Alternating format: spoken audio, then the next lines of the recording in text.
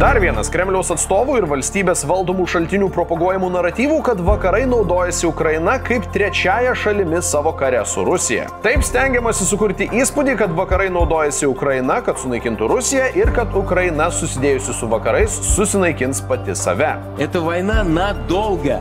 Надолго, очень надолго. И эта война не с Украиной, а на Украине. Это война с НАТО. Rusija tvirtina, kad JAV planavo Ukrainos konflikto eskalavimą jau nuo 2014 metų ir tai yra ilgalaikio plano susilpninti Rusiją dalis.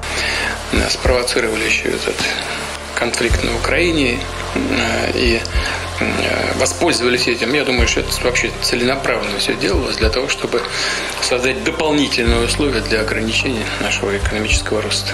Taip pat teigiama, kad vakarai teikia karinę pagalbą tam, kad ištęstų karą ir naudojasi savo pasaulinę politinę įtaką, kad atgrasytų nuo taikaus konflikto sprendimo.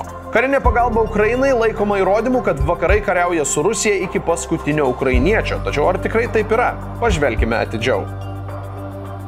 Visų pirma, vienintelė šalis atsakinga už konfliktą yra Rusija. Neva vykstantis karas tarp Rusijos ir vakarų yra mitas. Karinė pagalba, kurią Ukraina gauna iš vakarų valstybių, buvo tiesioginis fakto, kad Ukraina yra suvereni šalis, turinti teisę ginti savo teritoriją, pripažinimas. NATO ir JAV griežtai pasmerkė Rusijos neteisėtą agresiją ir suteikė Ukrainai karinę ir finansinę paramą, kurios pagalba Ukrainos kariai galėtų išlaisvinti okupuotas savo šalies teritorijas. Šios paramos negalima prilyginti karui per trečiasias šalis. NATO nesiuntė karių į Ukrainą ir jokia kita šalis neįsitraukė į karą. Ukraina ir NATO nuo pat jo pradžios ragino konfliktą išspręsti taikiai. Tačiau Rusijos taikos samprata yra paremta daugybė sąlygų, įskaitant tai, kad Ukraina esą turi pripažinti Rusijos aneksuotų ir iš dalies okupuotų rytų Ukrainos regionų suverenitetą ir susitaikyti su naujomis teritorinėmis realijomis.